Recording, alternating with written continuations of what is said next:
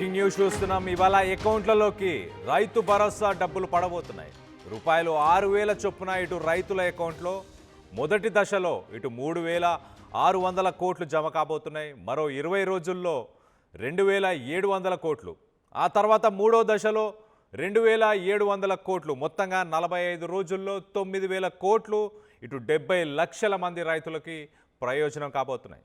ఇటు సిద్దిపేట సభలో ఇటు సీఎం రేవంత్ రెడ్డి సిద్దిపేట సభలో ప్రకటించారు. నిన్న ఒక్కసారి మనం చూస్తే కనుక నర్మెట్ట గ్రామం సిద్దిపేట జిల్లాకు సంబంధించి ఇటు యాసంగి కోసం రైతులకు రైతు భరోసా ఇవ్వబోతున్నారు.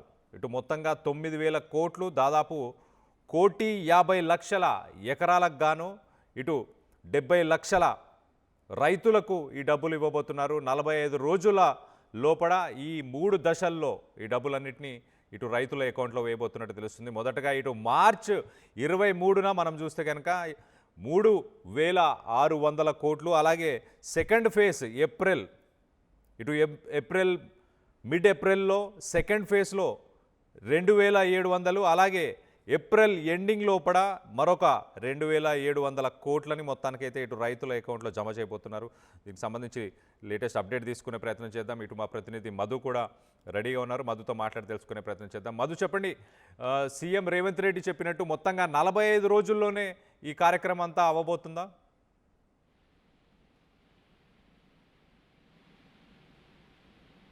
రైట్ మధు. కళ్యాణ్, 45 రోజుల్లోనే ఈ నిధులన్నీ అకౌంట్లలో జమ కాబోతున్నాయా? అంటే 3 విడతల్లో వేస్తామనేటువంటిది ప్రభుత్వం గతంలోనే ప్రకటన చేసింది. నిన్న సిద్దిపేట పర్యటనలో ముఖ్యమంత్రి రేవంత్ రెడ్డి సభావేదికగా డైరెక్ట్ గా క్లారిటీ ఇచ్చే ప్రయత్నం చేశారు. ఇది ఒక ట్వీట్ కూడా చేశారు ఆయన మొదటిసారి. చాలా రోజుల తర్వాత ట్వీట్ చేస్తూ దాంట్లో ఒక పెద్దన్నగా బాధ్యత తీసుకుంటున్నారు, రైతులకు అన్నగా అనేటువంటి స్టేట్మెంట్ కూడా చేశారు. మొదటి విడత కింద నిన్న 6,000 రూపాయల చొప్పున ఒక్కొక్కరికి ఎకరాకి ఒక ఎకరం ఉన్నటువంటి రైతులకు నిన్న మొదటి కింద వాళ్ళకి క్లారిటీ వాళ్ళకి అకౌంట్ లో జమ చేసేలా చేశాను. నిన్న సండే ఉన్నందుకు ఈరోజు జమగానున్నాయి. మొత్తం 3,600 కోట్లు రైతుల ఖాతాల్లో జమ అయిపోయాయి. తర్వాత మరొక 2,700 కోట్లేమో ఒక 20 రోజులకు, మరొక 20 రోజులకు 2,700 కోట్లు, మొత్తం 9,000 కోట్లను రైతుల ఖాతాల్లో జమ చేయడానికి ప్రభుత్వం నిర్ణయం తీసుకుంది. ప్రభుత్వం దగ్గర నిధులు ఉన్నాయి ఆల్రెడీ. కాకపోతే మొదటి విడత కింద 1 ఎకరం ఉన్నటువంటి వారికి ఈరోజు రైతుల ఖాతాలో జమగానున్నాయి. ఆయన కాకపోతే ప్రతిపక్షాల నుంచి విమర్శలు ఉన్నాయి గతం నుంచి, మొదటి నుంచి కూడా. రైతు పెట్టుబడి సహాయం అనేటువంటిది పంటకు ఎగ్జాక్ట్లీ పంట వేసే ముందు ఇవ్వాల్సినటువంటిది ఆల్రెడీ పంట వేశారు. ఇప్పుడు కోతకు వచ్చినటువంటి పరిస్థితి, ఈ సమయంలో ఇస్తే దాన్ని పెట్టుబడి సహాయం ఎలా అంటారు అనేటువంటిది వాళ్ళు క్వశ్చన్ చేస్తా ఉన్నారు. అయినప్పటికీ కూడా మొత్తం 70 లక్షల మంది రైతులకు 9,000 కోట్ల రైతు భరోసా నిధులను ప్రభుత్వం డైరెక్ట్ గా రైతు ఖాతాల్లో జమ చేయడానికి ప్రభుత్వం నిర్ణయం తీసుకుంది. ఇది మొత్తం 3 విడతల్లో జమ కానున్నాయి. రైట్ మధు, దీనికి ఎవరెవరే ఎలిజిబుల్? గతంలో మనం చూసాం, ఇటు రియల్ ఎస్టేట్కి కావచ్చు, వెంచర్స్ ఉన్న వాళ్ళు కావచ్చు, అలాగే బంజారా భూమి కావచ్చు, ఇలాంటి వాళ్ళకి ఇవ్వమంటూ ఎలిజిబిలిటీ క్రైటీరియాని ముందుకు తీసుకొచ్చే ప్రయత్నం చేశారు. ఈసారి దీనికి ఎలిజిబిలిటీ పరంగా ఏమన్నా అంశాలు ఉన్నాయా? అంటే గతంలో కాంగ్రెస్ అధికారంలోకి రాగానే దీన్ని తెరపైకి తీసుకొచ్చారు. ఈ రైతు బంధు కింద పెట్టుబడి సహాయం ఏమవుతుందో దాన్ని స్ట్రీమ్ లైన్ లోకి తీసుకొస్తాము. నిజంగా రైతులు ఎవరైతే సాగు చేస్తా ఉన్నారో సాగు భూములకు మాత్రమే పెట్టుబడి సహాయం అందజేస్తామనేటువంటి స్టేట్మెంట్ గతంలో ప్రభుత్వం చేసిన మాట వాస్తవం. ఈ మధ్య కాలంలో రీసెంట్ గా శాటిలైట్ సర్వే చేశారు. శాటిలైట్ సర్వే రిపోర్ట్ ఆధారంగా కేవలం సాగు భూములకు మాత్రమే వారు ఎంత సాగు చేస్తారో ఆ భూములకు మాత్రమే రైతు భరోసా నిధులు కేటాయించాలనేటువంటి ప్రభుత్వం నిర్ణయం తీసుకుంది. దాదాపు దానికి సంబంధించిన ప్రక్రియ అంతా పూర్తయింది. కానీ చివరి క్షణంలో ఏదో ఒక ఎన్నిక రూపంలో ముందుకు రావడంతో రాష్ట్రంలో దాన్ని విరమించుకున్నట్టుగా ప్రభుత్వం కాస్త బ్యాక్ స్టెప్ వేసినట్టుగా చర్చ జరిగింది. మనం చూసాం గతంలో జనరల్ ఎలక్షన్స్ అయిపోయిన వెంటనే పార్లమెంట్ కానీ, తర్వాత కంటోన్మెంట్ ఉప ఎన్నిక, జూబ్లీహిల్స్ ఈ మధ్య కాలంలో మరొక ఉప ఎన్నిక, తర్వాత సర్పంచ్ ఎన్నికలు అయిపోయాయి. నెక్స్ట్ జెడ్పీటీసీ, ఎంపీటీసీ, జిహెచ్ఎంసీ ఎన్నికలు ఉండేటువంటి అవకాశం ఉంది. ఇప్పట్లో ప్రయోగం చేసేటువంటి అవకాశం ఉండకపోవచ్చు. అందులో భాగంగానే బ్యాక్ స్టెప్ వేసింది అనేటువంటి చర్చ కూడా ఉంది.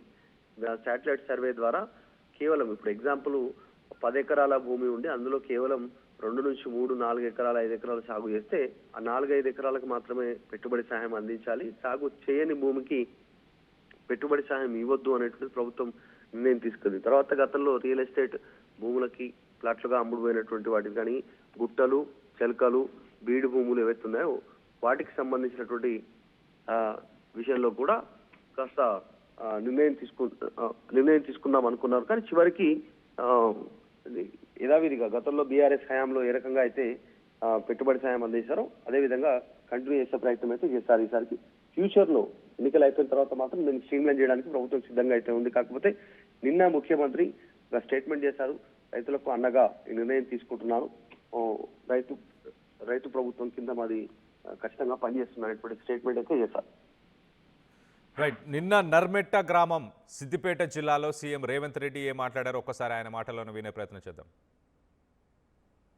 రైతులకు మనం ఇస్తున్న రైతు భరోసా పెంచడమే కాదు, వాళ్లకు ఈరోజు సిద్దిపేట గడ్డ మీద నుంచి రైతు భరోసా నిధులను విడుదల చెయ్యాలని ఇంతకుముందు కంప్యూటర్లో తుమ్మల నాగేశ్వరరావు గారు ఇతర సహచర మంత్రివర్గ సభ్యుల సమక్షంలో 70 లక్షల మందికి 3,600 కోట్ల రూపాయలు దాదాపుగా ఇవాళ బటన్ నొక్కితే రేపటిలోగా మీ ఖాతాలలో ప్రతి రైతుకు 70 లక్షల మంది రైతుల ఖాతాలలో రైతు భరోసా నిధులు పడతాయి.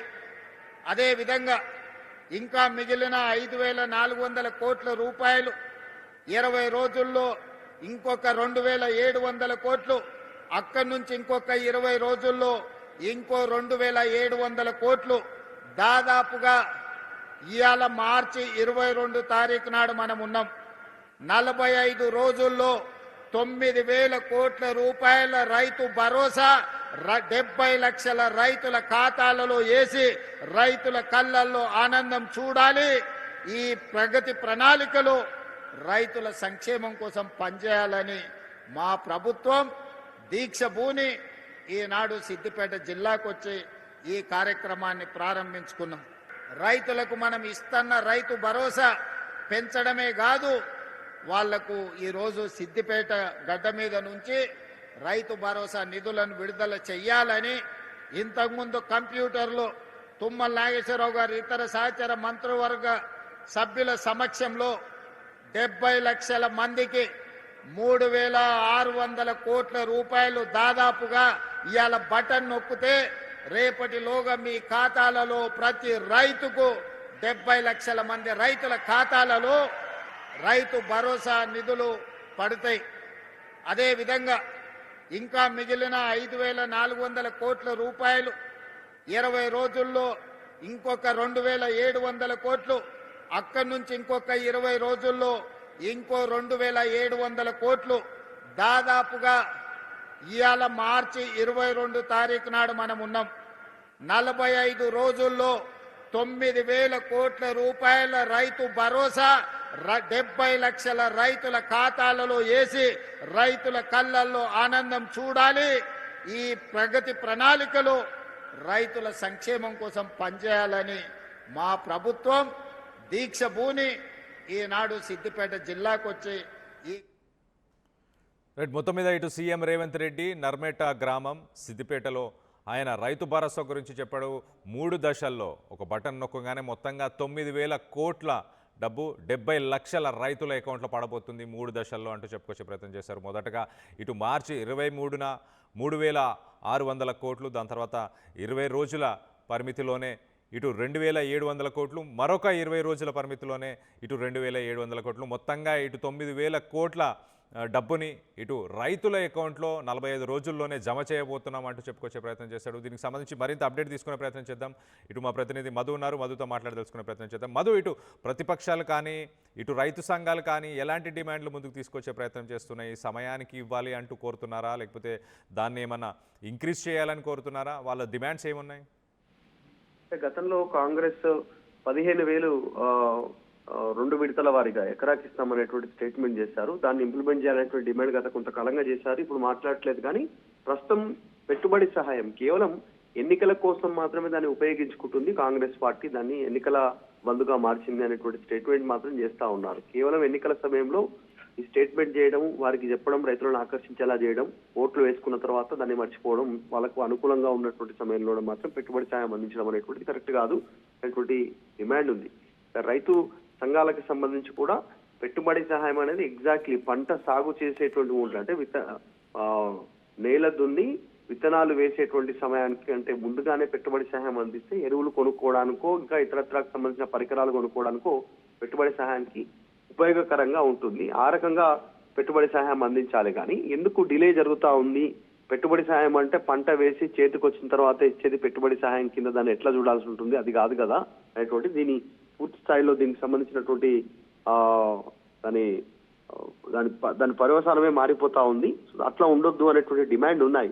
కానీ ప్రభుత్వం ఏమో నిధులు లేనటువంటి సిచ్యువేషన్ ఉంది. చాలా సందర్భాల్లో చెప్తా ఉంది ప్రభుత్వం ప్రస్తుతం నిధులు సమకూర్చుకోలేనటువంటి సిచ్యువేషన్ లో ఈ 9,000 కోట్లను కూడా సమకూర్చుకోవడానికి వివిధ మార్గాల ద్వారా వాటిని సమకూర్చుకున్నటువంటి సిచ్యువేషన్. అనుకున్నట్టుగానే మేము ఇస్తున్నామనేటువంటి ప్రభుత్వ వెర్షన్ ఉన్నప్పటికీ ప్రతిపక్షాల నుంచి రైతు సంఘాల నుంచి ఒక డిమాండ్ అయితే ఉంది. టైంకు పెట్టుబడి సహాయం అందజేయాలి అనేటువంటి డిమాండ్ తెరపైకి తెస్తా ఉన్నారు. దీనిపైన ప్రభుత్వం నుంచి క్లారిటీ లేదు. ఫ్యూచర్ లో మాత్రం దీన్ని స్ట్రీమ్ లైన్ చేసే ఉద్దేశంతో ప్రభుత్వం ఉన్నట్టుగా చాలా స్పష్టంగా కనిపిస్తా ఉంది. అంటే కేవలం సాగు భూములకు మాత్రమే పెట్టుబడి సహాయం అందించాలనేటువంటి ఒక ఉద్దేశంతో ప్రభుత్వం ఉంది. అది ఎప్పటి నుంచి ఇంప్లిమెంటేషన్ అవుతుంది అనేటువంటిది ఈ ఫ్యూచర్ లో తేలే అవకాశం ఉంది. Right Madhu, thanks for the latest update. మొత్తం మీద ఈసారి రైతులకు సంబంధించిన పట్టాదారు పాస్బుక్లు అలాగే డిజిటల్ సిగ్నేచర్ రెవెన్యూ పోర్టల్లో డిజిటల్ సిగ్నేచర్ ఎవరికైతే పూర్తయిందో వారందరూ కూడా ఎలిజిబుల్, వారందరికీ కూడా ఇటు యాసంగికి గాను 6,000 రూపాయలు ఎకరానికి చొప్పున ఇటు 6,000 రూపాయలు రైతుల అకౌంట్లో పడబోతున్నాయి. మొత్తంగా 3 దశల్లో రేపు మొదటగా ఇటు 1 ఎకరం ఉన్న వ్యక్తులకి 1 ఎకరం ఉన్న రైతులకి మొదటి దశలో వాళ్ళకి 3,600 కోట్లు మొత్తానికైతే జమ కాబోతున్నాయి. దాని తర్వాత రెండవ దశలో ఇటు 2,700 కోట్లు 20 రోజుల్లో పడబోతున్నాయి. మళ్ళా మూడవ దశలో ఏప్రిల్ చివరి వారం లోపల ఇటు మొత్తంగా తుది దశలో 2,700 కోట్లు మొత్తంగా 9,000 కోట్ల డబ్బు ఇటు రైతులకు చేరబోతుంది. దీని ద్వారా దాదాపు 70 లక్షల మంది రైతులు దీని ద్వారా లబ్ధి పొందబోతున్నారు. దీనికి సంబంధించి మీరేమనుకుంటున్నారు? ఇటు టైంకి యాసంగి టైంకి కావచ్చు, ఇటు రబీ టైంకి కావచ్చు, మొత్తానికైతే ఇటు అకౌంట్లో ముందుగానే డబ్బులు రావాలని కోరుతున్నారా? దీనికి సంబంధించి రైతులు ఏమనుకుంటున్నారు? మీ అభిప్రాయాలను కింద కామెంట్ రూపంలో తెలియపరచండి.